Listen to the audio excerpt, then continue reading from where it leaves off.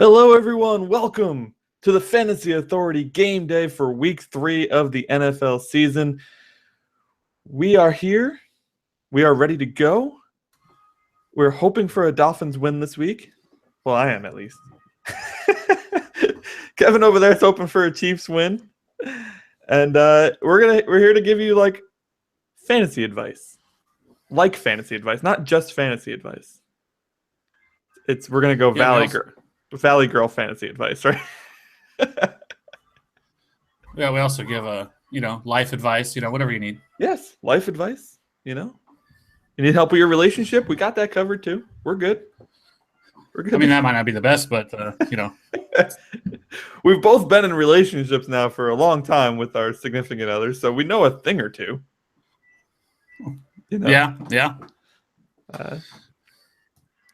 In all seriousness, no, we're going to give you some updates from around the NFL, injuries, biggest news and notes, things like that, how it affects you from a fantasy football perspective. We're also going to answer all of your fantasy football questions. So if you need lineup advice, trade advice, DFS advice, hit us up in either the YouTube chat or you can use hashtag AskTFA on Twitter. We will be monitoring that all day long. Well, all day. The entire podcast, right? Which is up till kickoff, by the way. So we're here with you for the next hour and a half, give or take. And then, it's time for football. Week 3. Week 3 already, Kev. I know. It goes by so fast. It's unbelievable. It really is. We're going to be talking about how we're a quarter of the way through the season next week. Already. I know. I don't like it. I don't like it one bit. Andrew Hankins. There's already so much that's happened. Yeah. Andrew Hankins joining us in the chat already with the questions. But let's get to the what do you say we get to the injuries first? Those are probably the biggest thing of the day. If you haven't been paying attention, if you haven't been getting your phone updates for whatever reason, we will fill you in right now with a quick run through. Rashad Jennings officially out. Shane Vereen gets the start there for the New York G-Men. What do you think about that? Against the Redskins? It's interesting to be honest, but I don't know. I think he wasn't all that. He was pretty terrible last week. He actually outtouched Jennings last week and was pretty bad. So I mean, he's not an in between the tackles kind of guy. So I think we'll see some of Orleans Darkwa as well, but he's not really a fantasy option. But I think that game is pretty interesting in general. Of course, you have the much hyped OBJ versus Josh Norman, from what happened last year. So, oh yeah, we're gonna dive right into that a little bit later. Definitely a very interesting game. Shane Vereen action right there. Whew. Yeah, he's never been an in between the tackles runner though, even in New England, right? And if New England lets somebody go, I'm usually typically wary of that. Also, Sammy Watkins out. Marquise Goodwin to be the featured receiver. Take that with a grain of salt because it is Rex Ryan and Rob Ryan. It's both of them. And the Buffalo Bills there. How about this one, man? Kenyon Drake to be treated as the starter in the Miami-Cleveland game. Not Jay Ajayi. I mean, the real question is, how much does Adam Gase hate Jay Ajayi? Like, a lot, I guess. He does not like him one bit. An active first 2 weeks this week, or an active the first week, and then last week, he didn't really get a whole lot of opportunities. And then, here we are this week, and Kenyon Drake gets the start, which is surprising. But to be honest, I'm not messing with anybody in that backfield this week. I just don't think it's – I think the Dolphins – I think they will lean more on the pass than the run. So, no, you'd have to be pretty desperate to start any of those guys. Yeah, that's going to be a backfield to avoid seemingly all season at this point. I mean, who knows with Arian Foster, even if he comes back. The injury proneness there is it's too real, Yeah, but, your boy Tannehill, though, this week looks like a really, viable QB1, actually. So, I'm pretty excited about that. I'm actually firing him up in quite a few DFS lineups along with Jarvis Landry, so – it's going to be interesting. Especially in your guys' defense as well. If you guys can't win this week against the Browns and Cody Kessler, I have no faith in the Dolphins this year. I have no faith anyways.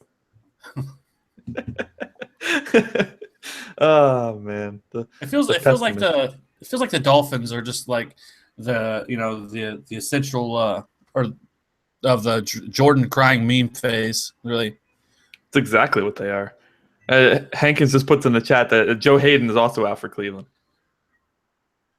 I mean, seriously, if you can't win this game against this college roster right now, it's like the run out of preseason, lineup there today in Cleveland. Yeah, absolutely. I mean, I can't believe it. As a Cleveland Browns fan, that must be painful. Moving on, we'll get to that game. We'll have plenty of that game, that's for sure. Delanie Walker, a game time decision. I'll be honest with you, I don't have any shares of Walker, so I didn't even realize he was hurt. But it looks like his status for today very much up in the air. Good matchup there against Oakland too. That'll be a shame if he can't play. Jamal Charles officially out, so Spencer Ware locked and loaded. Brandon Marshall will be on a snap count today. That should increase the value there of Enunwa, right? Yeah, but man, it's so hard to trust snap counts. Remember week 1 when we all got had by the Kelvin Benjamin snap count that that was the perceived. He was only supposed to get like 35 snaps, and he ended up playing like, what was it, 70-some% of the team snaps. So it's so hard to trust that. I still think you fire up Brandon Marshall. I have him lower this week in my rankings. I think I have him 19th. So I actually have Eric Decker higher. But yeah, I mean, I think Enunwa is an interesting play against the Chiefs because, as we've seen, the Chiefs' defense has been pretty leaky so far for the first 2 weeks. And so I think you feel excellent about Eric Decker. I still think you got to fire up Brandon Marshall, depending on unless you have some better options there. But so far, I think those are probably. I think you still feel pretty good about Brandon Marshall, even if he's on a snap count, though. Yeah. Well, he's going to be on a snap count in like red zone opportunities, right? So he's still probably going to get a touchdown, even if he is limited today. And like you said, I mean, we saw that with Kelvin Benjamin. I think I saw some speculation that they're still going to play him a lot of the snaps just to kind of get Marcus Peters off the other two. I mean, once the player gets out there and they start playing, and if they're playing well and they feel good, that snap count's just going to go to hell. I mean, that's it. Brandon Marshall's not going to come out of the game. He's just going to be like, I'm fine, coach. Let me in. Right, but I mean, even if he does play, I don't think that's really a huge deal, right? Because I mean, we saw, with Enunwa, I mean, he's been involved anyway, regardless of because he's basically been they've used him kind of similar as you would a tight end, right? I mean, so they don't have a tight end, so I mean, he's getting a healthy dose of targets. So regardless of the fact that, and really, to be honest, I mean, it's outside of Marcus Peters, the Chiefs may not have Phillip Gaines, their other starting corner today, which he hasn't been great to begin with. So they're very thin at the corner position. So I don't know. I think all systems go for all Jets wide receivers this week.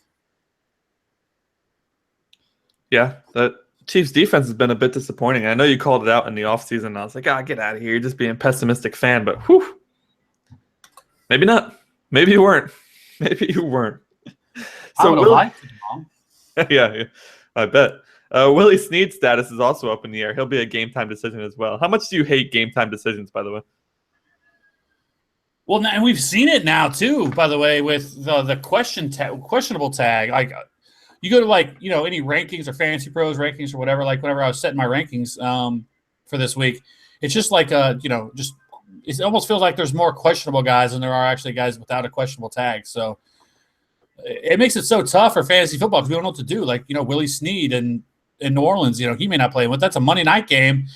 You're really if he doesn't play, I mean, unless Michael Thomas or Mohamed Sanu or, I mean, hell, I don't know, maybe Justin Hardy, which I mean that's kind of a stretch, is available. You're kind of putting yourself in a bad situation. So yeah, I mean, and these are big fantasy players so far this year too. Willie Snead, we mentioned Delanie Walker, right? Gosh. Oh, I know, and it's such a. Sorry, go ahead. No, and it's such a juicy matchup for Delanie Walker this week, and just for the Titans in general against a Raiders defense who I think most thought was going to be, greatly improved this year. Albeit, I mean, they have played the Saints and in New Orleans, and they did play Atlanta, which, two good offenses. But my goodness, they've been horrific. I mean, their secondary cannot stop anybody. And really, speaking of the Chiefs, made them look like geniuses not re-signing Sean Smith, because Sean Smith has just been abused so far through the first 2 weeks, and DJ Hayden as well. So, I mean, the Raiders have allowed the most passing yards in the league at 800 yards, and that's 100. The next closest team is 100 yards away. So, I mean, they are getting absolutely torched through the passing through the air. So, Marcus Mariota this week is kind of a sneaky, QB1 this week. But if Delanie Walker doesn't play, that is a blow, because I mean, you have Tajay Sharp and whatever you think of Rashard Matthews, who's pretty much, been useless, which is surprising with the decent contract that he signed. But so it'll be interesting to see what happens there, especially if Delanie Walker's out. Yeah, where's that pass rush? I mean, a pass rush can make your corners look a hell of a lot better. And Khalil Mack and Bruce Irvin, they were supposed to be this 1-2 punch on opposite sides, right? What happened to that? I don't know. It's been a rough go so far. But honestly, though, to that, it makes the Raiders' offense a little bit more intriguing every week, because as we know, when your defense is terrible, the offense is going to have to keep the team in the game, and so they're going to be throwing the ball a hell of a lot more. And so that's why, Amari Cooper right now, Amari Cooper, I mean, his week last week does not look nearly as good because of a touchdown that he should have had. Yeah, I mean, I think the Raiders every week now are an option that you really should be feeling pretty good about. Yeah, they'll be playing catch up. Speaking of tight ends, man, Virgil Green didn't even make the trip to Cincinnati for Denver. So there goes that streaming option. Yeah, but man, their offense outside of C.J. Anderson has been pretty bad. If it hasn't been for their defense, Trevor Siemian has looked okay, I guess, but I mean, it's not like. I think that's just going to be a real defensive struggle today, that Cincinnati Denver game. I could see that. Could definitely see that. So we will be keeping you guys updated throughout the day as injuries continue to mount up and show up on a little report here. Looks like Thomas Rawls will be inactive. I just saw this one come across. Not surprising, but CJ Prosise will also be inactive. So it's the Kristen Michaels show there in Seattle. I want all of the C-Mike this week. Just give me all of them. I'll take all C-Mike for this week. I actually have him ranked 9th overall this week, or is my RB9 this week. So, and I know Jeff, who's usually on, isn't on today because he's actually going to be at that Seattle 49er game, has him as a top 5 option. So I'm firing him up everywhere. Nice. Top 5. Wow. Other injuries, Kendall Wright inactive again. Buck Allen inactive again. Gosh. With how inept their running game, we talked about this on Tuesday, that running game has been atrocious, and they still won't give Buck Allen a shot. What is going on there? I don't know, but I think it can only mean good things for once Kenneth Dixon comes back. So, I mean, if he's available on your waiver wire, I mean, he's worth a stash because they haven't had anything close to resembles even a decent running game. So, clearly Justin Forsett and Terrence West aren't the answers, and I'm just surprised they haven't even tried to see what Buck Allen can do. So, a little sneaky pickup probably be Kenneth Dixon. Yeah, somebody picked him up in my hometown league, and then he dropped him. I was like, Kenneth Dixon. I don't really have anybody I want to drop. Maybe Booker, but that offense in Denver, I mean, if Anderson goes down, Booker is the guy to have, so I'm holding on to him. How about this? Laquan Treadwell, inactive. Played only 2 snaps last week. He's healthy scratch. Yeah, I mean, I thought I really felt that way. I mean, but Stephon Diggs, though, I mean, there weren't a ton of people that were on him over the offseason. I think people liked him, but just never thought he would. I mean, I think he has the most receiving yards in the league right now.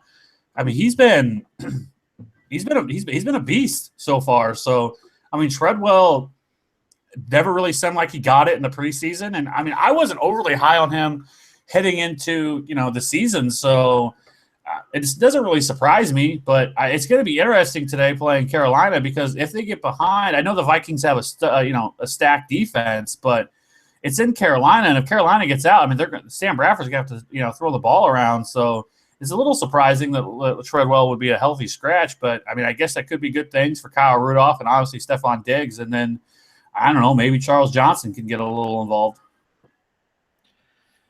Did you not like him because of his talent level or because of the quarterback situation there? I just don't think he's that. I mean, I just don't know. Like he wasn't somebody like in college who. He was good, but like he was never like, in my opinion, I never thought he was like great. And so like I didn't understand the hype for Laquan Treadwell. Like as we know, like he's not he's not a burner. He's not a guy who, has this amazing speed. But as we've mentioned, that's not really a huge thing. But I don't know. Like I said, like, I felt like there was other guys there that should have been that were more intriguing, especially heading into this year, Sterling Shepard and, Josh Doxson, who's finally starting to get a little bit more involved in the offense. And, like Will Fuller. I mean, holy Will Fuller. I mean, that dude looks like he could be the rookie of the year this year for the for the Texans. But obviously this last week wasn't very good. But, I mean, overall, Will Fuller has been somewhat of a surprise. I think most people were down on him. But Laquan Treadwell, we already knew that they were a low-volume passing offense.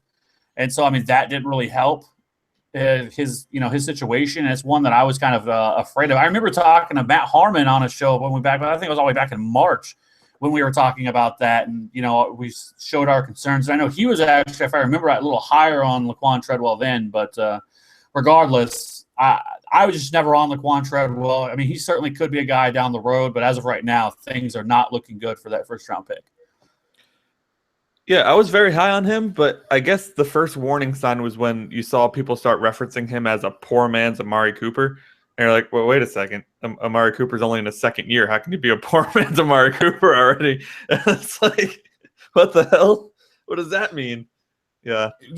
Yeah, I mean, I don't know. Like, it's just, I don't know. It's discouraging, really. But he's just not a fantasy option. So, and it was surprising because, I remember there for a time, he was going in like the 9th and 10th round in fantasy drafts. So I'm like, what in the world was going on? Like, what are people seeing in him? And I know in like Dynasty, like he was still like the number 2 rookie being drafted off the board, which made no sense to me because I just didn't understand that because, like I said, I've never been extremely high on his talent. So if he had landed where the other rookies, if he had landed in Cleveland instead of Coleman, or he had landed in Houston instead of Fuller, would he be better in those two situations? I mean, none of the 3 teams really have a great option at quarterback. I don't think so, to be honest, because I just think those other 2 are better options, By the way, the next time we ever have Travis on the show, we need to have a conversation about Will Fuller because I remember how, I mean, he kind of buried him a little bit. So I'm interested to hear what he thinks about Will Fuller now. But, yeah, we weren't very high on him either, if I remember correctly. No, I was because I remember talking about him when we did our live show, the live NFL draft show we did. And I was talking about how I thought it was a really solid pick for them because it was something that they didn't have already. They didn't have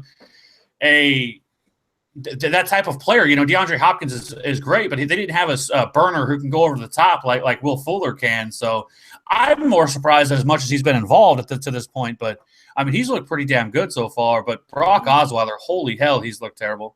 Yeah, we'll get into that later, too, I hope. I don't know if we'll have time, but I hope so. Anyway, Matt Asiata named the starter there for Minnesota. Speaking of Minnesota, Ronnie Hillman inactive. They did sign Ronnie Hillman in case you missed that.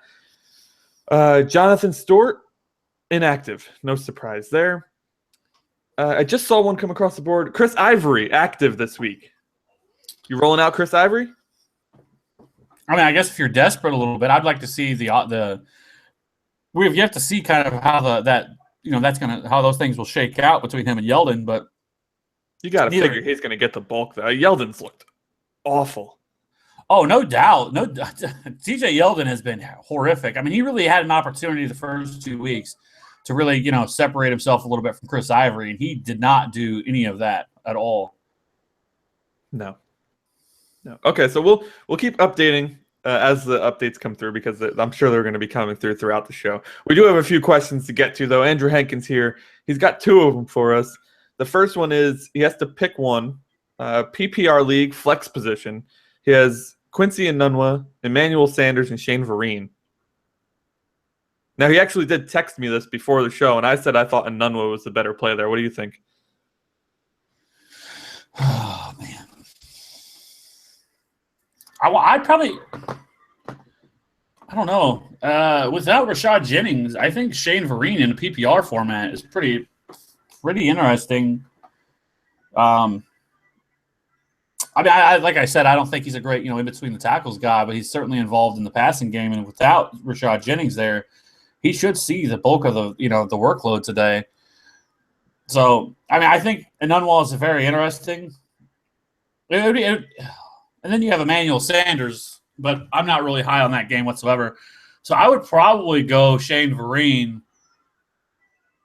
So that's who his decision was between Vereen and Enunwa, and I said Enunwa. You said Vereen.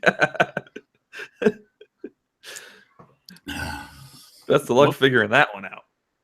I only say that because he's my friend. So he also has another one: Tajay Sharp, Mike Wallace, or Mike Thomas in a PPR. He needs 2.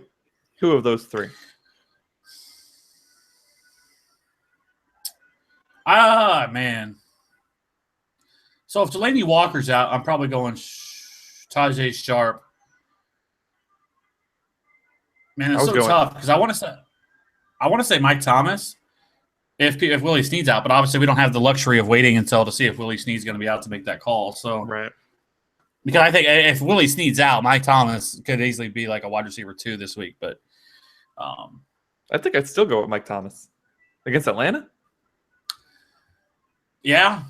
But Mike Wallace though, but ball in the first. Mike Wallace is like the ultimate sell high right now. I'm just gonna throw that out there because it's just.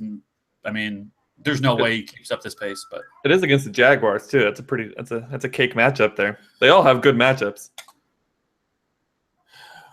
Yeah, I think I'd go Sharp and Mike Thomas and just say F the world.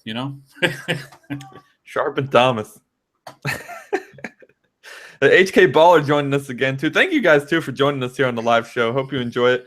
Hope we help you out with your Week 3 lineups here. He said, would you trade Gronk and Brady for Cam Newton? No. No, not a chance. Not even close.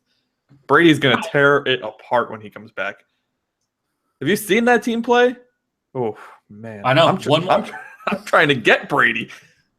Can we talk about this for a second, though? I'm sure we'll talk about this a little bit more on Tuesday, but really? It doesn't matter who they throw out there at quarterback. I think they could put you back there at quarterback and still get the W. Listen, I can get stuff done, man. Don't underestimate me here. Who are they going to have? If Jimmy Garoppolo isn't ready this week, who's going to is Julian Edelman going to fire it up at quarterback this week? I think if I was Bill Belichick this week, I would just be like, I'm going to give you all the big middle finger, and we're rolling with Julian this week to see what we got. But I don't know. That's just impressive. I thought if they went 2-2, they should feel pretty good about themselves. But they're 3-0. It doesn't even matter what happens next week, to be honest. But if they pull it off and go 4-0 without Tom Brady and starting 4 different quarterbacks, that's just insane, right? I don't even know what to say. The scariest part about that situation is that what the last time they won a Super Bowl, what was the key difference between these losing Super Bowl teams? It's the defense, right? The defense was great. Their defense is playing so great right now. I don't know. Who could they lose to at this point? I don't know. It's not like they've played just a bunch of terrible matchups either. They beat Arizona and Arizona. Yeah. And it's been surprising. I didn't see this coming, and that's why you never bet against the hoodie. Never. Just don't do it. It's just bad all the way around. And I know that Miami and Houston both play poorly against the Patriots in Foxborough, and they continued that trend, both of them. But even so, Houston's defense was lights out the first 2 weeks of the season, and Miami's defense in Week 1 absolutely dominated Russell Wilson. So it's not like these teams' defenses were just garbage going into the Patriots games. They were both coming off of solid weeks, and they go in there and just get shredded. One by Garoppolo, one by Brissett. Yeah, like I was watching that game on Thursday, and I'm like, what is going on here? Like, and I'm sorry, like, I don't know what the hell Bill O'Brien was doing for the Texans in that game because, like, they were down and they're still trying to run the ball with Lamar Miller. Like, Lamar Miller didn't really look that good. And I was actually surprised that they just kept trying to run the ball. Like, throw the ball down the field. You have DeAndre Hopkins. You have Will Fuller. Try to separate, run some play action. Do something different because whatever they were doing wasn't working. So I don't know. Like, and I'm going to be honest here. Like, I know it's only been 3 weeks into the season, but Lamar Miller hasn't really been that great. Like, if he has a 3.6 yard per carry average right now. If it wasn't for the volume, I mean, I don't get it. You know what I mean? Like, so if it really wasn't for that volume right now, we would be talking about maybe a bust right now. I mean, he's had 28, 25, and I think 21 touches so far through the first 3 weeks, which is awesome. That's why you keep firing him up. But, I mean, in terms of efficiency, he's been pretty bad. Yeah, but that volume is what's going to keep him on your fantasy roster starting every single week, right? Yeah, but it's a little scary, though, because he's never had that workload before. And, I mean, he's getting a massive amount of work right now. And, I mean, it's going to be interesting if he can hold up. Good point. Baller says, yeah, but Gronk is very questionable with his injury. Yeah, but I don't think you're getting value because Brady for Cam, I think Brady's is going to be the better player there. So not only are you giving a better quarterback for a worse quarterback, but you're also giving a potentially top 5 tight end. Well, I mean, I think Brady and Cam are kind of one and the same. I mean, in terms of, I think, of some sort of production that you're going to get on a weekly basis. But, like, I don't think that the Patriots didn't really need to do a whole lot with Gronk. Like, I don't think it's a Gronk thing. Like, I don't think he was actually really hurt. I think they brought him back and just kind of, easing him back into the game. They already said he was going to be on a snap count. And, I mean, the one opportunity he had in the end zone where Brissett just completely airmailed it over his head. But I'm not worried about Gronk. I mean, they have no reason to rush him back and do anything else other than that. Heck, if I was there, I'd probably just let him sit next week and bring him back week 4 or week 5 with against Cleveland. Yeah. I don't know why they didn't just 27-0. I just kind of brought up the thing because I wanted to see how many times they let Brissett throw. 27-0. I forgot the score. Yeah, it's bad. It's unreal. This video is going to start now. I apologize if you can hear it because NFL.com feels the need to start videos automatically. Drive me friggin' nuts. All right, so I just came across the NFL Network Game Day show. Devontae Parker active, Eric Ebron active. So 2 nice activations there. Some more options for you. I know I had Ebron in a few leagues, so I was hoping he would go. Brissett only threw the ball 19 times. That's it. 19. Yeah, they didn't have to throw him anymore, though, really, to be honest. I mean, LeGarrette Blount had 105 yards on 24 carries, and Brissett had 48 himself on 8 carries. So they were doing just fine running the ball and playing defense, and they still put up 27 points. All right, I got another question here. Came to me on Twitter from @CMaytonCheck895. Sorry if I screwed up your name there. Who would you start as a wide receiver 3 today in a standard league? Crabtree, Sharp, Sanu, or Anunwa?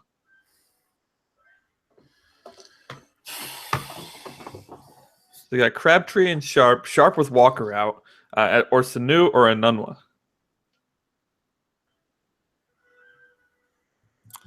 So it's got to be that. It's got to be either Sanu or Anunwa, or it's no Crabtree, Sharp, Sanu, or Anunwa. Between those 4. Yeah, he needs a wide receiver. Oh, 3. Crabtree. Without question, Crabtree against Tennessee? Yeah, I think so. I think he was like the last person I was picking that group. I think he's a solid wide receiver 2, wide receiver 3 today. I do. He's the red zone target there, obviously. I mean, when they need a big play, it goes to Crabtree. Right. I mean, but I don't. Oh man, so the other one was Sterling Shepard, right? No, Sanu, Anunwa, Sharp. Oh, I thought you said 4. Oh, Yeah, Crabtree. Crabtree. Never mind. Never mind. I thought I heard Shepard. So then, yeah, definitely Crabtree. You got Shepard on the mind. I know. All right, Crabtree there. Who did this one come from? I'm going to go to the Ask TFA. Remember, guys, if you have questions and you don't want to put them in the YouTube chat, maybe you don't have a YouTube account or whatever, and you have a Twitter account, use hashtag AskTFA. You can use that all season long. We will get to your questions as quickly as humanly possible. At FantasyDud87, Bolden or Tate for my wide receiver 2 in a standard league? Gosh, I almost want to say Bolden there. Tate has done nothing, and he's been Bolden. You know, he's been the guy that's going to steal the touchdowns. I think you still got to roll Golden Tate for sure. 100%. I mean, the Packers game, the Packers are going to be missing quite a few pieces among that defense. So, and as well as the Lions aren't going to have Ziggy Ansah, which is their number one, which is their main pass rusher. So obviously that's a huge issue going against Aaron Rodgers in Green Bay. So, and then on the defensive side of the ball on the Packers, Clay Matthews, I believe, is out today. Sam Shields is still out. So, I mean, they're both going to be missing some pieces. So this could be a barn burner type of game today. Good point. All right, looking at the updates here, Josh Doxson inactive. Miami activated all 4 running backs, so that's going to be a disaster. And Chris Ivory active, which we already know. I don't know why they're declaring that again, but okay. So Golden Tate there at FantasyDud87 would be the pick. You got to stick with, with your studs. Golden Tate was supposed to be a stud. I don't know what's happened there so far. He's been very disappointing to me. At Stimson Muffin, he's been around a while. Goes by at Stimson Muffin on Twitter. He was offered Brady and McKinnon for Eddie Lacy. He currently has Blake Bortles at quarterback and Gurley and Artis Payne at running back. It's a 12-team standard league. Should he take it? So he would, I guess, he has Lacy. He's giving Lacy for Brady and McKinnon. I love Jerick McKinnon, but I just can't do that. I wouldn't make that move. I feel like quarterback is such easily you can easily make moves through free agency, through waivers and everything else, and stream quarterbacks that I wouldn't make that move. I think Eddie Lacy gets back on track, and I actually think he gets back on track starting today against the Lions. So we don't really know what to expect from Jerick McKinnon. He is, the athletic freak that he is, and has massive upside. But right now, I would tend to just hold Eddie Lacy, and if you're really hurting at quarterback and Blake Bortles doesn't get it done, move on from him and just start working the waiver wire.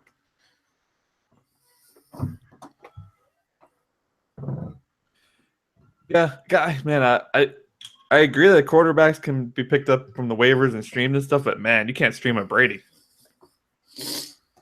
I mean, you can still stream the production that you're going to get. I think you can though. Brady is going to. I mean, I think Brady's just going to be like when he had Randy Moss kind of numbers. It's just. But I guess a lot depends on the health, right? The health of the team. I mean, it takes one injury for them to all of a sudden get a little lull there. But he's got Gronk and Bennett. Bennett has looked good.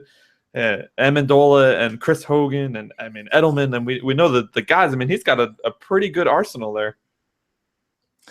Yeah, he does. But like we mentioned, like all offseason about not investing in quarterback early, and like the same holds true now. Like I'm not trading a possible, at worst, an RB2, but a guy in Eddie Lacy who's always historically started off slow.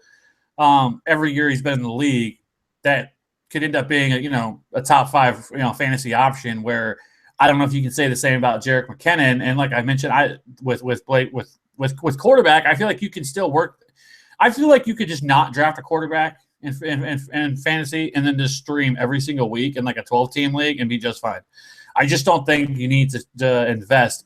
You don't have to have Tom Brady or a quarterback of that stature, I guess, to win on a weekly basis in fantasy football. So no, I wouldn't be trading a guy like Eddie Lacy for a quarterback and then a running back who is a wild card. Is this not just an instance of this guy's name keeping him high up on the value chart, though? I mean, what has Eddie Lacy done lately to warrant this high status? Well, I mean, the offense as a whole in Green Bay has been terrible. I mean, their passing game has not gotten going. So with that happening, like I don't know. Like I said, with Eddie Lacy, I think Eddie Lacy's always been a slow starter. He has been his entire career. And then after 5, 6, 7 weeks or whatever the case may be, turns it on. I mean, albeit last year was a little different, but the years past, I mean, really then turned it on and became, a guy that, that led plenty of people to fantasy championships. So I'm not selling Eddie Lacy quite yet. I think that the Packers offense is going to get it figured out. They have too good of a team to not figure it out. Aaron Rodgers, it's been weird with Aaron Rodgers really like this week and like in this, fantasy Twitter right now. Like a lot of people are kind of like down on him a little bit. And I guess I get it. Like he hasn't been the same guy for the last, going back to last year that we've kind of expected. I still think he's a top 5 fantasy quarterback, but like it's just people are a little down on him.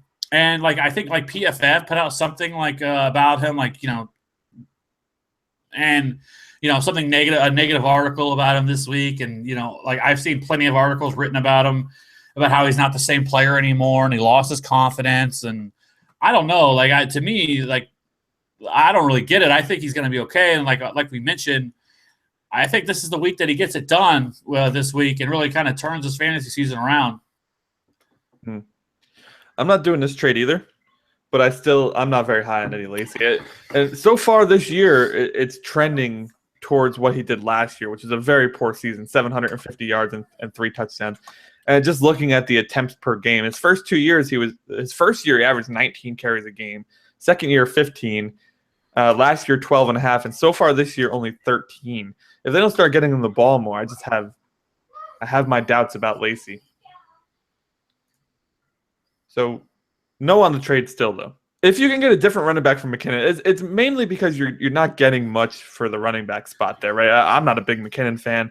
It's a timeshare there with Asiata. Well, it's not a timeshare. It's not a timeshare. They already came out and said that Matt McKinnon's going to receive 65% of the snaps. So it's not a timeshare. Well, that is a timeshare. It's 65-35? I mean, that's you're sharing the carries. Wait, you're sharing, but you mean a timeshare. You sound that I more think of a situation where it's like a full running back by committee. Most running backs, I would say the majority of the league don't see 65% of the snaps. So that's a little less of a timeshare. So well, Asiata was named the starter today. I would not be surprised if McKinnon scores less than 5 fantasy points today. I really wouldn't. Well, it's not really the best matchup, but I mean you're going against Carolina in Carolina, but Jerick McKinnon is certainly the better option of the two.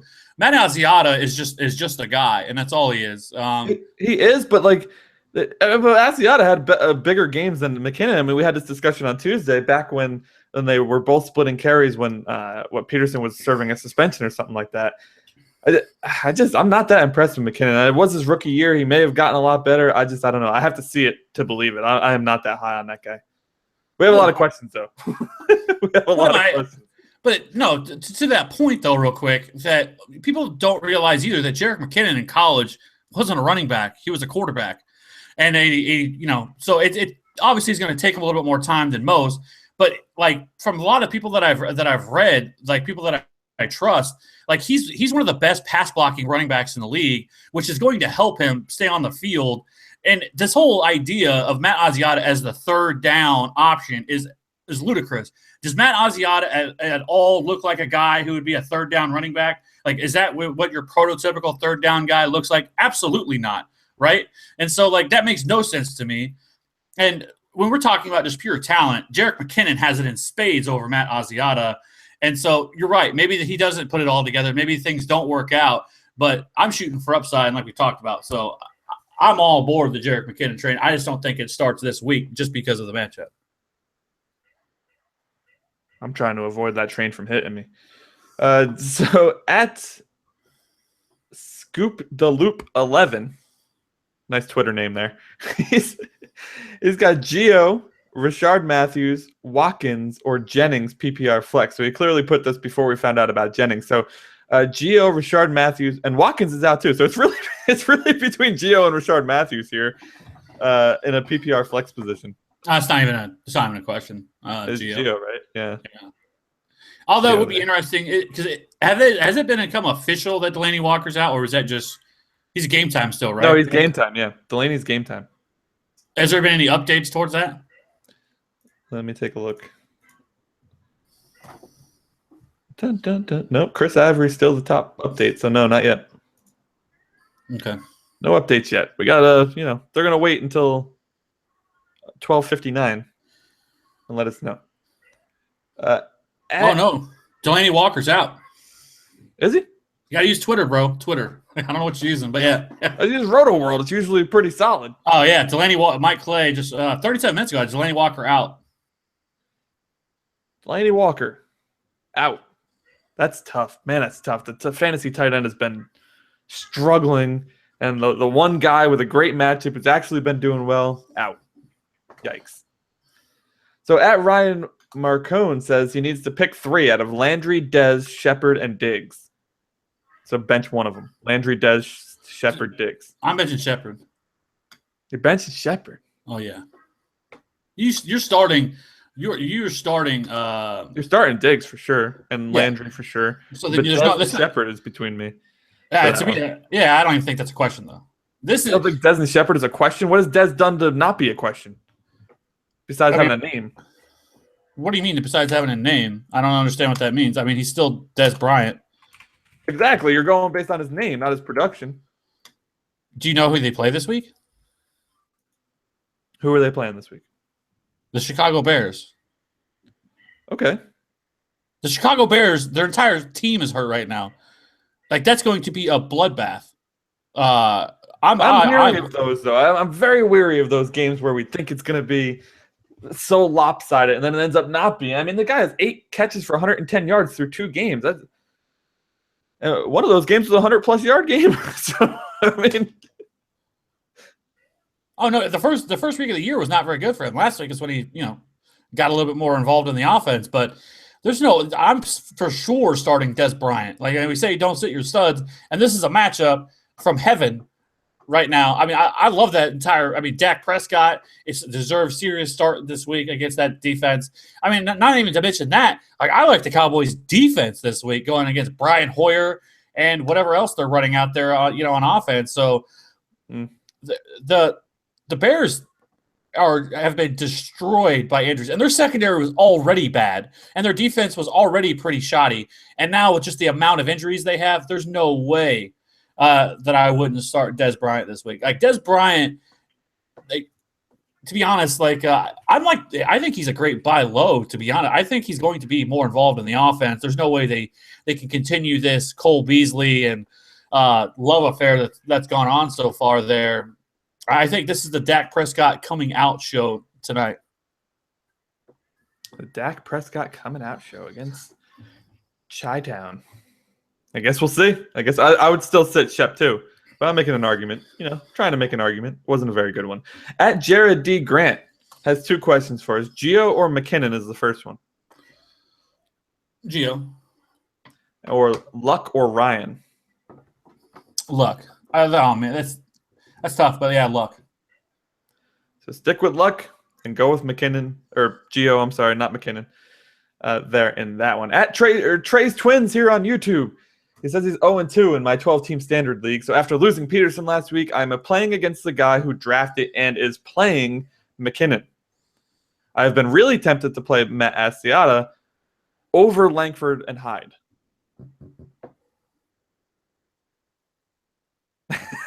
He just shakes his head no. But we do have to pick one, I'm assuming. Yeah, but such a rough.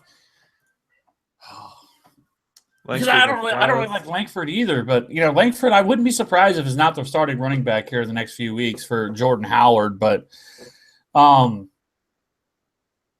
think you still got to hold Jordan Howard. What a tough match! What a tough choice here. You got Langford versus Dallas, Hyde versus Seattle, or Asiata there against Carolina. Ugh. Who's the most likely to score? That's really the question you got to ask, right? Because, I mean, I don't see any of them getting huge production. No, I wouldn't either. So I don't know. That's rough, to be honest. Who's going to score out of Asiata, Langford, and Hyde? Langford has 2 touchdowns in 2 games. Yeah, I'd probably go Jeremy Langford. I think you have to. That's the weakest defense too, right? I mean, there's no way. There's no way you're considering Carlos Hyde going up to Seattle playing against the Seahawks. So, go with Langford, Trace Twins. He might score again, and they're giving him the ball, and it's the weakest defense they're facing. So, he might be your best option there. So, all right, I got a few questions. Okay. Ready? We have 2 more on Twitter as well, by the way, on the Ask TFA hashtag. Oh. So, Jordan Matthews or Mike Wallace a better flex? Matthews has been on fire. You got to start Matthews. Nailed it. So, just grab Terrell Pryor. Might get QB snaps today, according to Schefter. Starting him over Dwayne Washington at flex. Why not? I think he's worth a look. I mean, who else have they got? Corey Coleman's out. No Josh Gordon yet. So, Terrell Pryor's the offense. Edge or Hankins? Or Hawkins? Hankins. Hankins in the chat. You're playing today? Hawkins.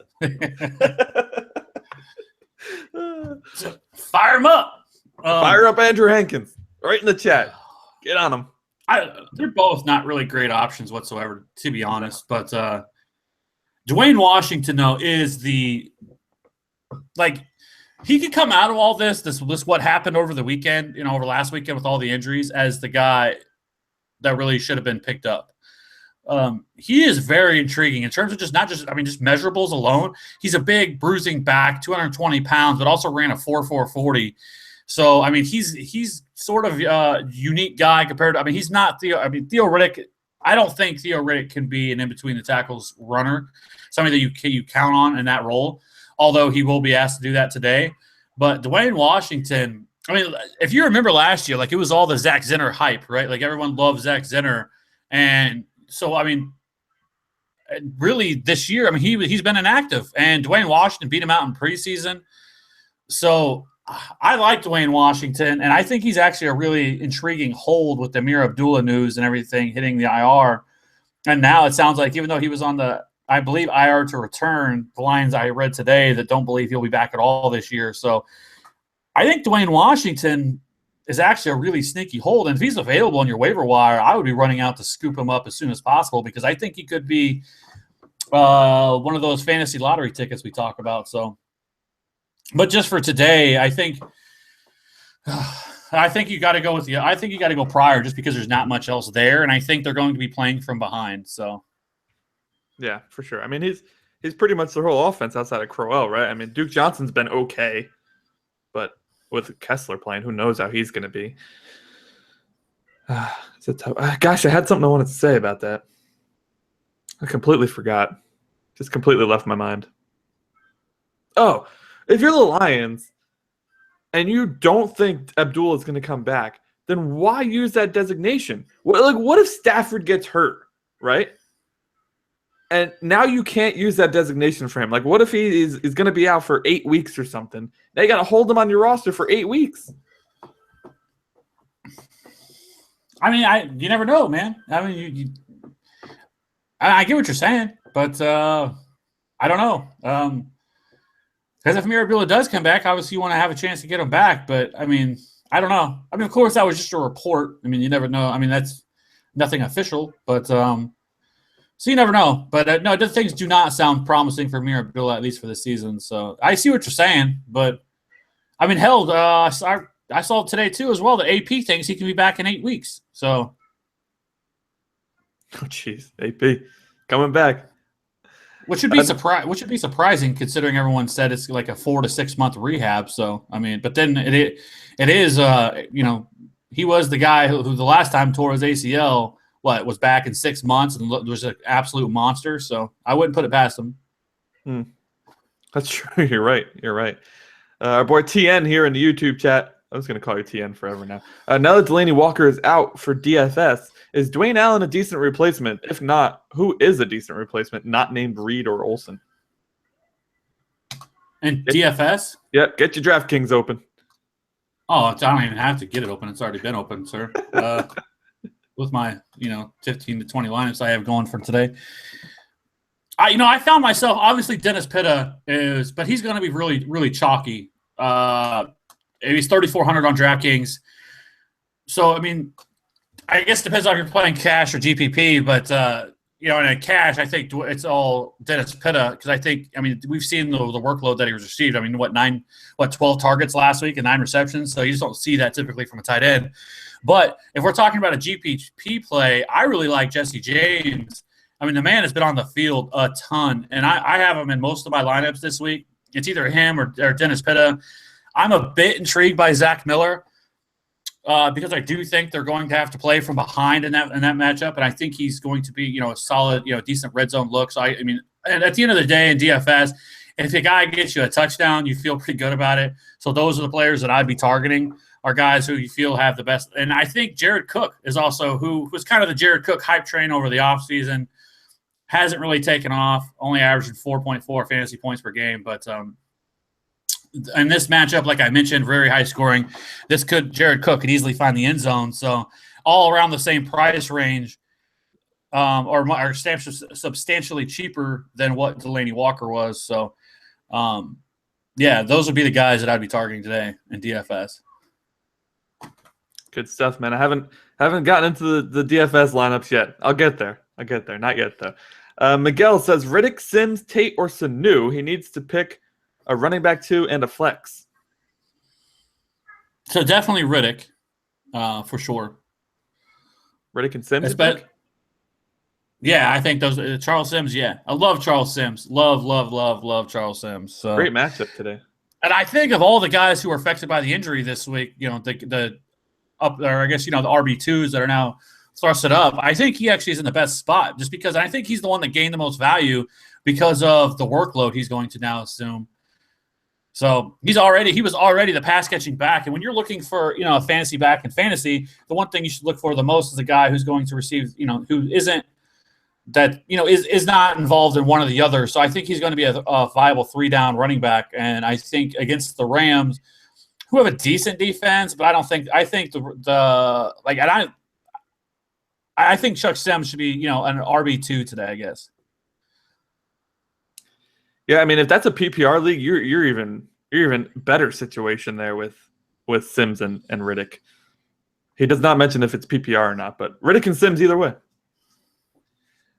Andrew Higgins again, he comes back. Hi, Dwayne Washington, Henry, or Duke Johnson. He needs an RB2 in a PPR league. Oh gosh. Those are some deep options right there, right? So I'm assuming that's Derrick Henry. So hi, Dwayne Washington. I can speak. Derrick Henry or Duke Johnson as the RB2. You almost have to take Duke out, don't you, with that situation? That's a tough play. If it was Josh McCown, I would say Duke all day, but Cody Kessler and maybe Terrell Pryor playing quarterback. I don't know whether you say that, though, because, it depends on how much – because I don't think – I don't like Isaiah Crowell. Isaiah Crowell last week had a monster week, right? But I just don't think that it's actually a good play to play Isaiah Crowell this week because of the fact that I think they're going to be playing fine. And if that is the case, a lot of people don't realize or don't really I haven't really heard people talk about with Isaiah Crowell that the main reason that he had the workload that he had last week is because they were up, 20 to something quick. In no time. And then that's the reason. So they were able to lean on Isaiah Crowell. I don't think that's the way it's going to be this week. The game's in Miami too, if I'm not mistaken, right? Right. Yeah, so I don't see that. So in a game where they could be, a negative game script, I think that could actually play well for Duke Johnson this week and to get a little bit more involved in the offense because I'm surprised he hasn't been more utilized so far in the passing game. So I don't think any of them are specifically great options, I guess. But if I was going to actually choose one, so far Duke Johnson hasn't been terrible. He's on 9 targets, which is tied for 10th in the league, 7 receptions, 72 yards, only 6 carries for 34 yards. He's probably the guy I would go with just because I think of Derrick Henry, which I love, by the way, and Dwayne Washington, like we've already talked about, especially in a PPR, I think he's the guy you got to go with. You're not going to stick with Carlos Hyde here? You're talking about starting your studs? I mean, Carlos, you said studs, and he's not a stud, so like no. Like, I don't know. We've had these back and forth. Remember the one episode we apologized to Carlos Hyde? That was last year, the first week of the season, and that hasn't happened since then. But that's true. I'd probably go with Hyde though. No way. I couldn't do it. Not in Seattle against the Seahawks. Like you're going Duke in Miami they have nobody on that team in Cleveland. That's why he makes such a sexy play today, because they're going to have to get the ball to somebody. And like I mentioned, it's a PPR league. So can these guys even do dump off passes? Are they good enough? I mean, if you can't do that, I mean, I don't even know what to say. So TN comes back with another one. Pick 3 in a standard non-PPR. Mike Evans, Jarvis Landry. I think those are both automatic. Tajay Sharp or Eric Decker. I think it's Evans, Landry, Decker, right? What? Say it again. So I see it now. Yeah. Marvin Jones, Travis Benjamin. Eric Decker. No. You're wrong one. Evans, Landry, Sharp, or Decker. You got to pick 3. Evans, Landry, Sharp, Decker. I mean, I'm sitting Sharp, right? Oh yeah. He says Sharp has such a juicy matchup, which is true. It's very true. But I mean, those other 3 you can't bench those other 3. They're too good right now. They're too good. And kudos to you for that draft right there, boy. Evans, Landry, and Decker, right? How about that? Yeah. But you don't sit any of those guys for Tajay Sharp, so. No, I was just giving us some props there. Though. That's a nice haul. It's a nice job. Chester Richmond says, "Do you start or sit Alshon Jeffrey today with injury in mind of him and Cutler?" The Cutler news isn't. I mean, the Cutler isn't really all that surprising, or isn't all that alarming for me. But I think Brian Hoyer. I don't know. Is there really a big difference between Brian Hoyer and Jay Cutler? I mean, if we're being honest. But no. I mean, no. Yeah. I thought it was a rhetorical question, but but no. Like it really depends, to be honest. Like, do you have any other options? Like, if something were to happen, of course, you need to be prepared. Is there anybody else that you can kind of stash in case it happens that Alshon Jeffrey doesn't play?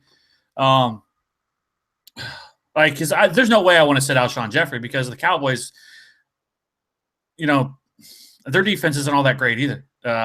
So no, like I said, like I would see, like, maybe as much as I hate to say it, like, is Eddie Royal available, or like in case, an emergency backup in case you have something where you need to make a move, or somebody like on the Monday night game, is there somebody out there like a Michael Thomas or Mohamed Sanu that you could protect yourself against if the situation were to arise that Alshon Jeffrey doesn't play, then at least you're protected. Because I'm actually in my own home league, I actually own Alshon Jeffrey myself, and I moved him down to, well, he's always been my flex because my receivers are ridiculous, but so like I already have guys that are there, to protect myself, and that's why I pretty much waited on making that move. So it really depends ultimately on if there's somebody else out there that you can kind of throw in there at the last minute in case something happens.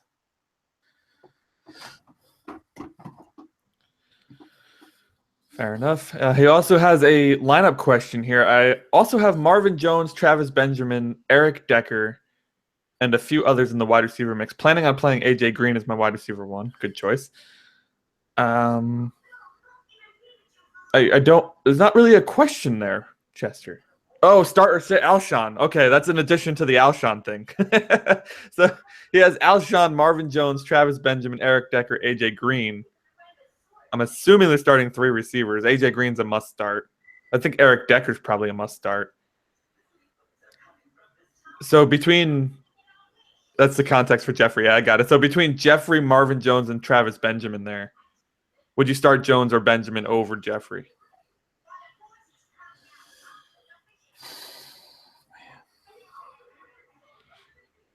That's tough. That's a tough one. Right, because so Marvin Jones and Travis Benjamin are both in really, really, really good spots today. Yeah, we haven't really even talked about Travis Benjamin, I was actually surprised he's been involved in the offense as he's been with the amount of targets anyway that he's seen. We got nobody else, right? Everybody else. Well, Tyrelle Williams, man, I'm on board Tyrelle Williams. I have him as a borderline wide receiver 2 today. So, but I do have Travis Benjamin as a wide receiver 2. Boy. Those Jones and Benjamin are such boomer bust plays too. It's a gosh. Well, I don't want to sit Alshon Jeffrey. It's just let me see if I can find anything. How's he been this year? I don't have any shares of Jeffrey. Everything I see tonight, he's playing tonight. Alshon Jeffrey. Alshon Jeffrey expected to play. Roto-World Alshon Jeffrey to play against Dallas. Everybody's reporting he's playing. So I'm still rolling with Alshon Jeffrey. Okay. The one I would be even more concerned about, which you're starting no matter what, is obviously AJ Green playing against Denver. So, but you're still playing AJ Green. Oh yeah, you got to. Trace Twins. Should I be concerned with Brandon Marshall and play Tyrelle Williams as my third wide receiver instead? He already has Decker playing. Well, gosh, you have both. Jeez. He has Marshall and Decker. And Tyrelle Williams, apparently.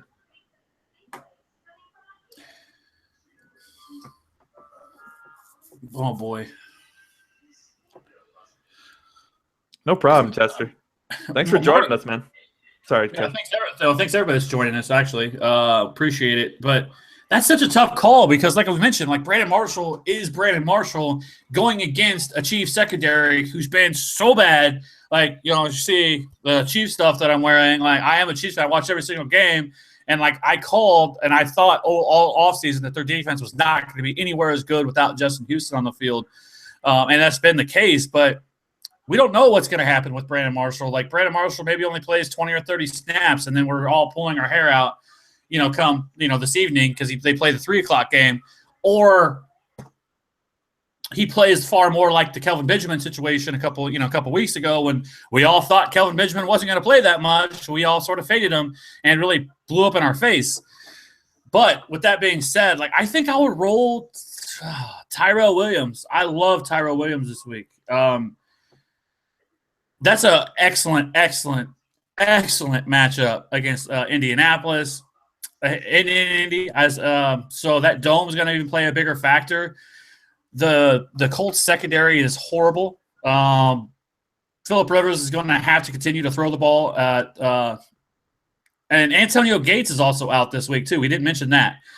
So that also bumps Tyrelle Williams up for me even more because that's just one less mouth to feed in the offense. So it's Travis Benjamin and Tyrelle Williams.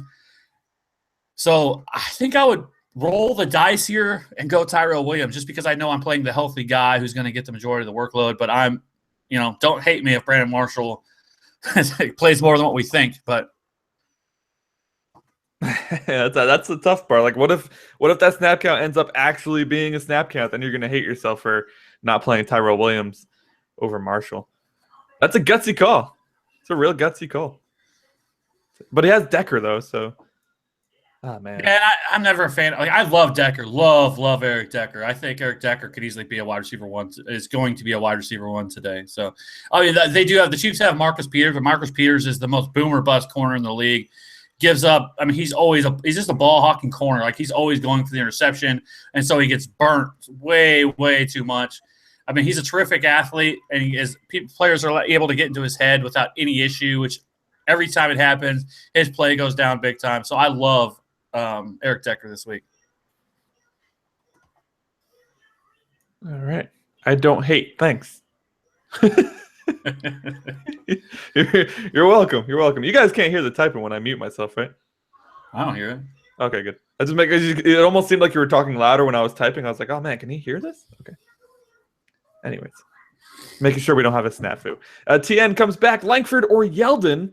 I have Howard on my bench as well. When do you think he will take over for Langford? We talked a little bit about that before, didn't we? Yeah, but I think it's a real possibility. Jeremy Langford has not. Albeit the 2 touchdowns, but that's kind of what he did last year as well. He was efficient, inside 5 and on the goal line. But I think right now he has a 3.1 yard per carry average. So that's obviously less than desirable. for a running back.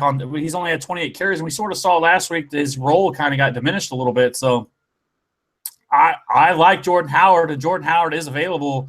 Another guy I would be being – because we talk about it a lot, like on the Tuesday show, right, that sometimes it's the forward thinking is really what wins you a championship. It's not waiting till the moment that a player goes down to pick them up, because then you're fighting against everybody in your league. It's having, some foresight to try to say, okay, monitor a situation of what's going on. And like, that's Jeremy Langford right now, who his stock is on the steady decline, and Jordan Howard could easily be the main benefactor of that. And so, like, I'm picking up Jordan Howard whenever I can, because I think that week 5, 6, 7, somewhere in that range, Jordan Howard could take over for Jeremy Langford. So unless Jeremy Langford gets things turned around there in Chicago, Jordan Howard could end up being the guy by the end of the year who is the starting running back for the Chicago Bears. Yeah, could definitely see that. That makes me sad as a Langford owner, but no doubt in my mind that he has not been that great so far. I mean, the whole team hasn't been great, but somebody's got to be the scapegoat, and it ain't going to be Cutler, and it ain't going to be Jeffrey. No.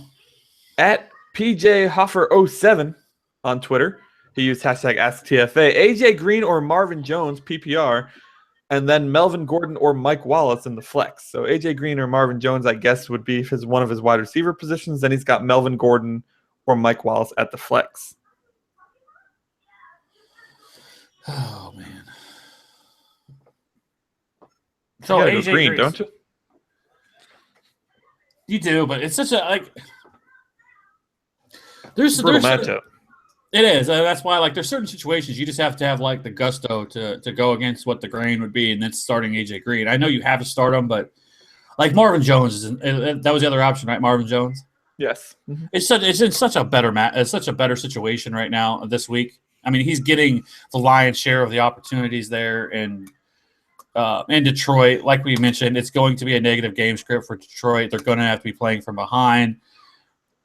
I mean, Marvin Jones has been better than what, I love Marvin Jones heading into the season, and he's just, 21 targets, 12 catches, 203 yards. The only actual issue so far really with him has been the touchdowns. He doesn't have any yet, and I think that could easily change today. But he just has the much better matchup than what AJ Green does.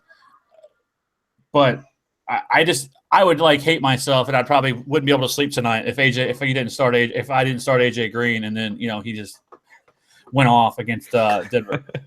Yeah, that's always the tough part about benching stars. It's not because they have a big name; it's because they can go off at any moment in time, and you don't want them on the bench when they do. So his other options here were for his flex spot: Melvin Gordon or Mike Wallace.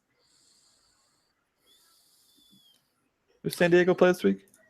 Indy. So you're Indianapolis. So yeah, Melvin 100%, Gordon. Yeah. I'm telling you, man. If I have Mike Wallace on my team, I am trying to trade him everywhere.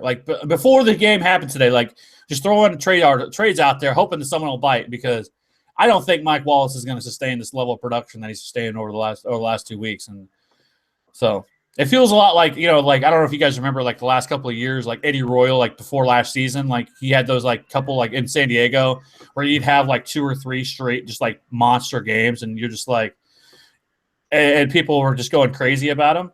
And so I feel like that's Mike Wallace this year. Yeah, for sure. We answered TN's question, right? Langford or Yeldon? I know you explained the whole Langford and Howard situation, but did you pick one between the two of them? Oh, it's got. I mean, even though we're a little down on Langford, I would start Langford over Yeldon today. Yeah. Just making sure. I can't keep track here. I'm answering to people on Twitter, and then I'm watching Fabs 5 over here. I'm trying. He's got another question too: Eli Manning or Matt Stafford? Whew, that's a good one, and I think I actually have something similar in our show notes. Yeah. Oh boy. So Langford against the Packers, or Eli versus the Redskins.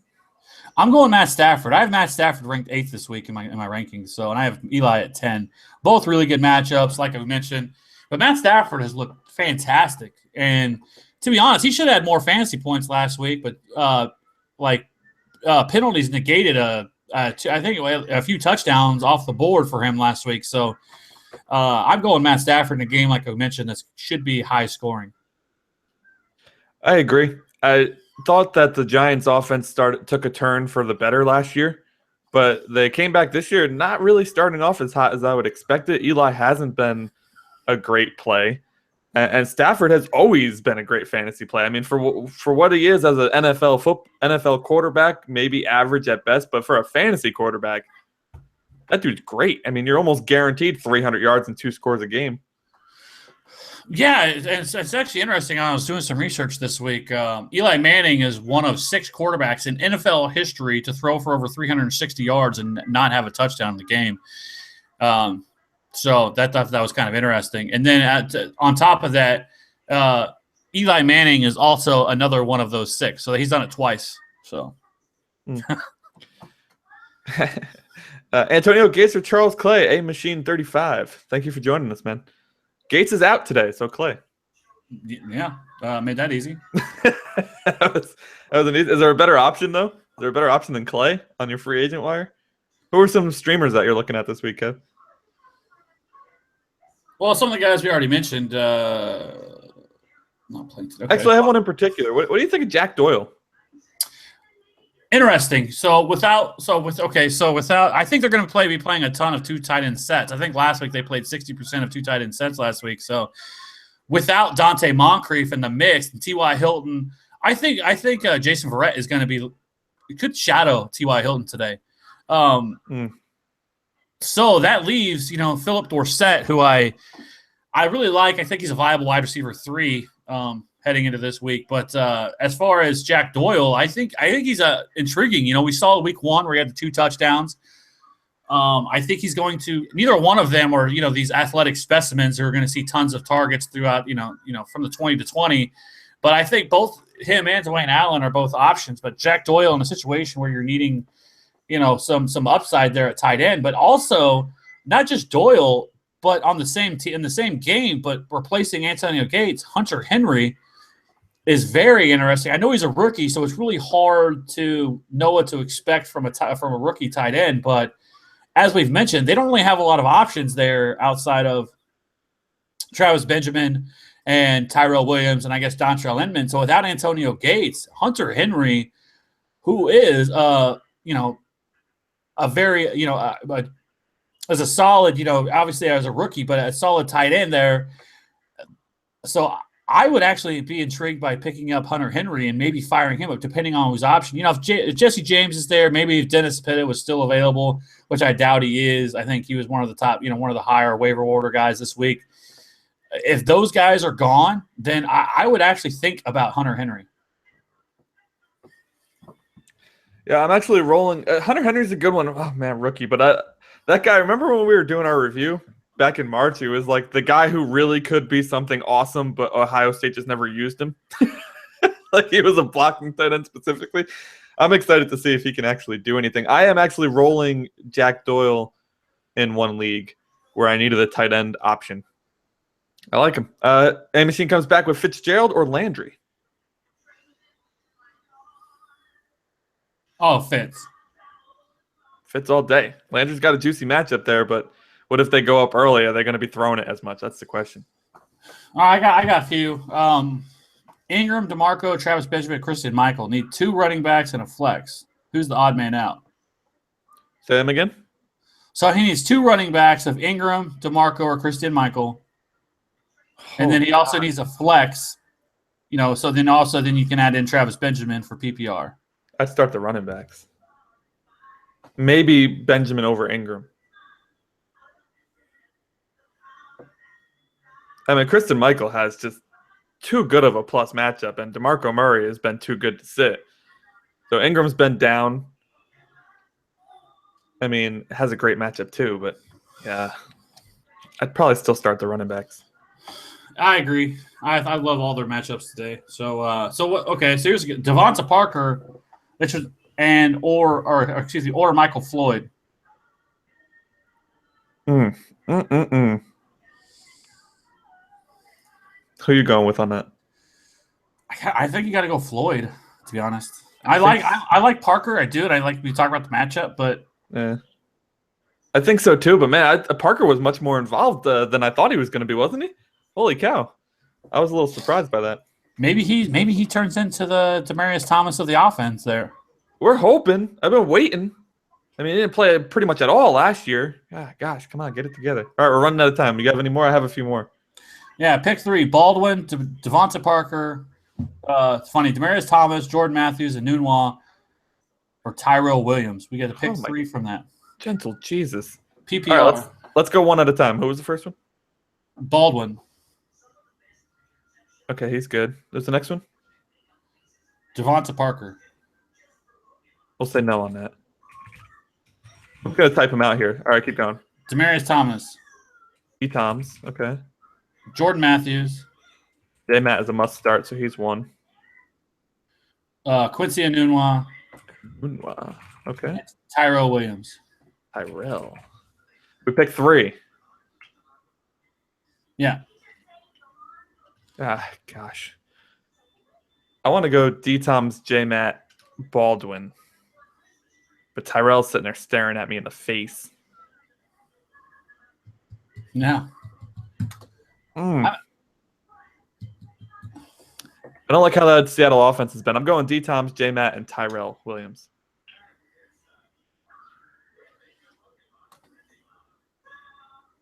It's so hard to sit Demaryius Thomas, but I agree. I said Demaryius Thomas. Demaryius Thomas, Jordan Matthews, and Tyrelle Williams. Those are my 3. Oh, my 3 are Baldwin, Jordan Matthews, and Tyrelle Williams. Fair enough. Russell Wilson, Aaron Rodgers, or Eli Manning? Oh, Aaron Rodgers. Aaron Rodgers. Need 2 wide receivers and a flex. Jordy, Cobb, Decker, and Gio. 2 wide receivers and a flex. Jordy, Cobb, Decker, Gio. The receivers. Yeah, even though I don't really care starting 2 wide receivers from the same team. But I don't care for Cobb at all, but I still think he's better than Gio. It has a better situation than Gio. Correct. Tyrelle Williams or Ryan Matthews, non-PPR. Who do the Eagles play again? Pittsburgh. Pittsburgh has one of the best run defenses in the league. Yeah, Tyrell, I think. Yeah, I don't feel fantastic about it, but I think it's the hands we're dealt, damn it. This is what we have to pick from. I did answer a few on the Ask TFA that we already kind of talked about. This one's interesting. Darkwa? No, I answered that one too, sorry. Enunwa, Gio, or Tate? This is from Matt Phillips. I think Enunwa, Gio Bernard, or Golden Tate? PPR. I think you got to go Tate. I agree. But I don't really feel fantastic about it. But me either. We have one other one from Ask TFA. I want to make sure we get to another one from Blake Reese. Anquan Bolden or Chris Ivory in my flex 12-team standard.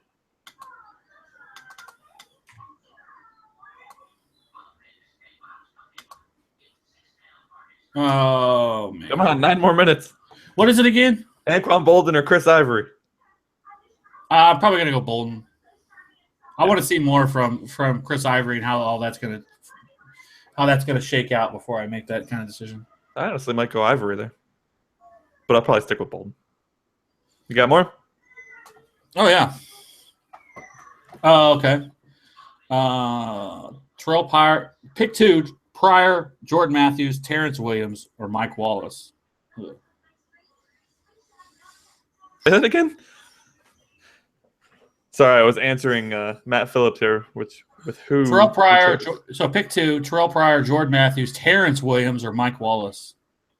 Oh, Wallace and J-Matt. Yeah. Kristen Michael or Theo Riddick and flex over Willie Snead. See Mike. Yeah.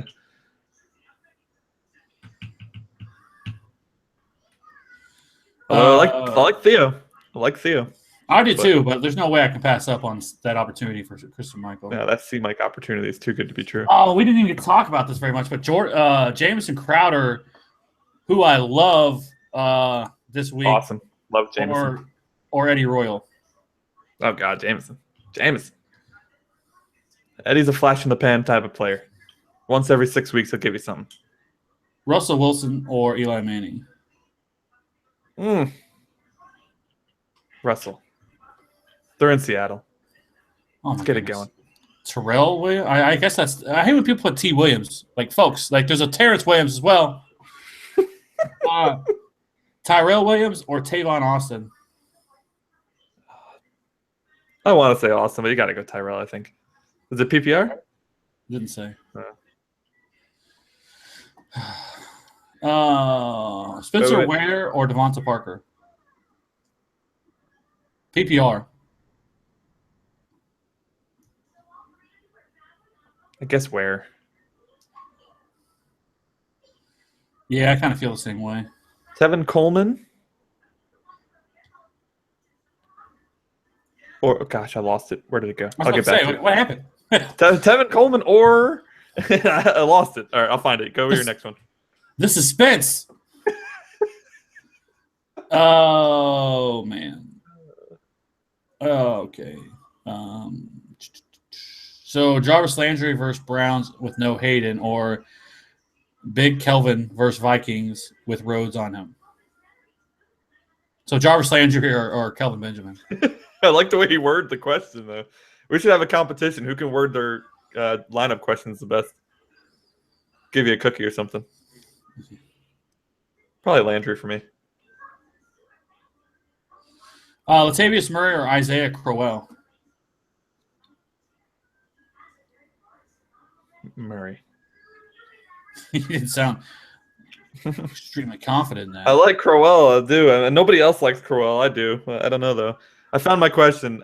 Tevin Coleman or Phillip Dorsett? I'd go Tevin Coleman. Yeah. Even though I love Phil, I like them both this week. So, Travis Kelce. What? This isn't even. Yeah, okay. Travis Kelce or Hunter Henry? It's not a question. Next. It's Kelce, by the way, if you're wondering. It's definitely Kelce. How about Doug Martin being out? How painful is that? Just while you look at your next question. That hurts me deep, man. It does, doesn't it? I got him everywhere. I'm driving that Doug Martin train right now. Killing me. Oh, okay. Tajay Sharp or Marvin Jones? And my wide receiver, too. Oh, Marvin Jones. Charles Sims or Sterling Shepard? Half-point PPR, apparently.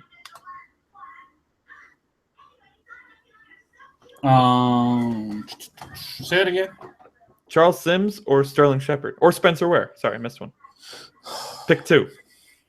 Ware, Shepard, Sims. Sims for sure, and then I'd probably go Spence. Oh, man. Spencer Ware. Shepard against Washington. That's a good one. It is.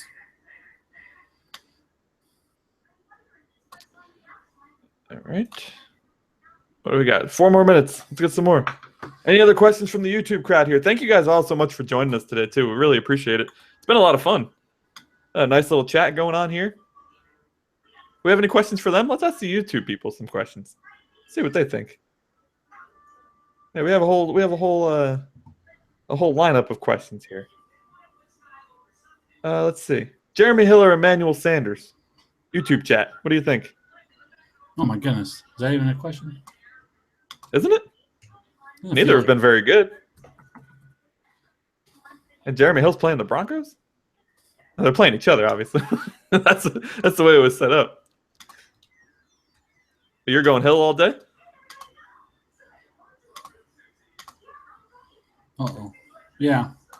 How about Jacob Tammy versus Kobe Fleener? How do you like that matchup there? Atlanta versus the Saints. Tammy, the number 2 overall tight end in PPR leagues right now. I think he's interesting. Oh, come on. TN says Hill, I guess. So it's not that. It's closer than you think. I hate my computer. Well, I got questions coming at you. Tammy or Fleener? What do you like better there? Oh, I'm starting Fleener. No, I'm done with Fleener until he shows anything. I'm done with him after this week if he doesn't do anything. I just like the matchup too much. I have to play him. Red zone starts in 28 seconds. What's your biggest matchup today? What matchup are you most looking forward to other than the Chiefs? Either the Colts, Chargers, or the Colts, Chargers, or Green Bay, Detroit. Green Bay, Detroit. How about that? Can't wait. TN says, I'm 2-0 in both of my leagues because of you guys. Thank you so much. Thank you, man. Thank you for coming around every Sunday. We also do the show live on Tuesday nights, guys. If you want to check us out, we actually record our podcast, but we do it live so you can kind of get a behind-the-scenes look and all that. But that's it. Red Zone's starting. That means we're out of time. It's time for week 3. We are ready to go. Hopefully all your lineups are set, locked and loaded, because I believe all of the lineup generating sites, the Yahoos, ESPNs, are now locked. So once again, thank you all so much for joining us. We will be back next Sunday. Also Tuesday night, if you're not doing anything, 9 p.m. Eastern, come check out TFA Podcast Uncensored, where you can watch as we record our podcast. If you would like the edited version, which is probably much cleaner and not a lot of strategy talk during that one, that goes out on Wednesdays. So check out TFA Podcast every single Wednesday. And join us on Sundays for the TFA Game Day Show. Thank you all so much. Enjoy the football day. Enjoy week 3. We'll see you next week. Bye, Kev. Later.